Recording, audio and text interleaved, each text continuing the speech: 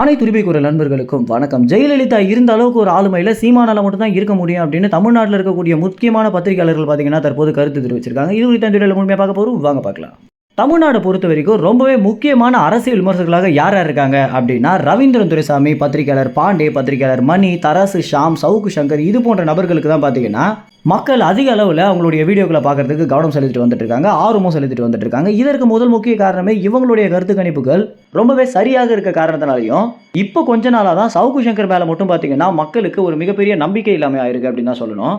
ஏன்னா அவர் பாஜகவிடமிருந்து பணம் வாங்கிட்டு தான் நிறைய விமர்சனங்களை வெளியிடுறாரு அப்படின்றதுக்கு ஏகப்பட்ட ஆதாரங்கள் வெளியாகி சவுக்கு சங்கர் மேலே இருந்த ஒரு நம்பிக்கையே பார்த்தீங்கன்னா மக்களுக்கு போயிடுச்சு அப்படின்ற நிலையில மிச்சம் இருக்கக்கூடிய பாண்டே, ரவீந்திர துரைசாமி, தராசு, ஷாம் பத்திரிகையாளர், மணி, இவங்க 4 பேருக்கு பார்த்தீங்கன்னா அதிக அளவில் ஆளுமை உண்டாயிருக்கு. ஏன்னா இந்த கடந்த ஒரு வாரத்தில் மட்டும் இவங்களுடைய எல்லா வீடியோக்களுமே பார்த்தீங்கன்னா கிட்டத்தட்ட 1 லட்சம் பார்வையாளர்கள் மேலே பார்த்துருக்காங்க.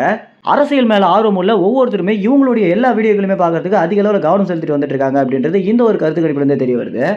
இந்த மாதிரி முக்கியமாக இருக்கக்கூடிய அரசியல் விமர்சகர்கள் என்ன சொல்றாங்க அப்படின்னா, எம்ஜிஆர், கருணாநிதி, ஜெயலலிதாவுக்கு பிறகு ஒரு ஆளுமையான தலைவனே தமிழ்நாட்டில் கிடையாது அப்படின்னும், இந்த வரிசையில் வந்திருக்கக்கூடிய ஸ்டாலினால கூட இந்த ஒரு இடத்தை கைப்பற்ற முடியாத நிலையில தமிழ்நாட்டில் ஒரு மிக முக்கியமான ஆளுமையாக நபராக மாறணும் அப்படின்னா அது சீமானால மட்டும்தான் முடியும் அப்படின்னும், ஏன்னா ஏற்கனவே இந்த 30 லட்சம் வாக்குகள் வாங்கிய பிறகு நாம் தமிழ் கட்சி அப்படின்றது தமிழ்நாட்டில் இருக்கக்கூடிய மூளை முடுக்கில் சென்று அடைஞ்சிட்டு இருக்காங்க அப்படின்னும், எல்லா டெல்டா பகுதிகளில் இருக்கக்கூடிய மக்களும் இந்த திராவிட கட்சிகளை நம்பவே வேணாம் அப்படின்னு நாம் தமிழ் கட்சிக்கு தான் ஓட்டு போட போறாங்க அப்படின்றது அவங்களே எல்லா கருத்து கணிப்புலையும் சொல்லிட்டு வந்துட்டு இருக்காங்க அப்படின்றதான் இந்த பத்திரிகையாளர்கள் சொல்லிட்டு வந்துட்டு இருக்காங்க. இந்த மாதிரி இந்த ஒரு விஷயம் பார்த்தீங்கன்னா கடந்த ஒரு வாரத்தில் மிகப்பெரிய பேசும் பொருளாகவே மாறி இருக்கு.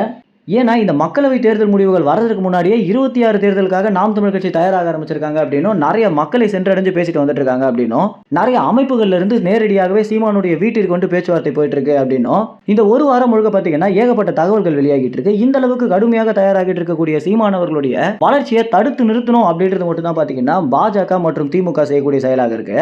என்னதான் இவங்க தடுத்து நிறுத்தினாலுமே சீமானுடைய வளர்ச்சியை கொஞ்சம் கூட நெருங்கவே முடியாது அப்படின்னு தான் பார்த்தீங்கன்னா இந்த பத்திரிகையாளர்கள் சொல்லிட்டு வந்துட்டு இருக்காங்க. இதுல முக்கியமாக ரவீந்திரன் துரைசாமி, பாண்டே இருவருமே சொல்லக்கூடிய ஒரு விஷயம் என்ன அப்படின்னா, புதிய வாக்காளர்களுடைய முழு கவனமும் சீமான் மேல தான் இருக்கு அப்படின்ற காரணத்தினால கிட்டத்தட்ட 10 லட்சம் வாக்குகள் பார்த்தீங்கன்னா சீமானுக்கு அதிகமாகவே வெல்றதுக்கு வாய்ப்புகள் இருக்கு அப்படின்னு தான் இவங்க சொல்றாங்க. இந்த ஒரு தகவல் குறித்து நீங்க என்ன நினைக்கிறீங்க அப்படின்றது கமெண்ட்ஸ் தெரிவிங்க. நன்றி, வணக்கம்.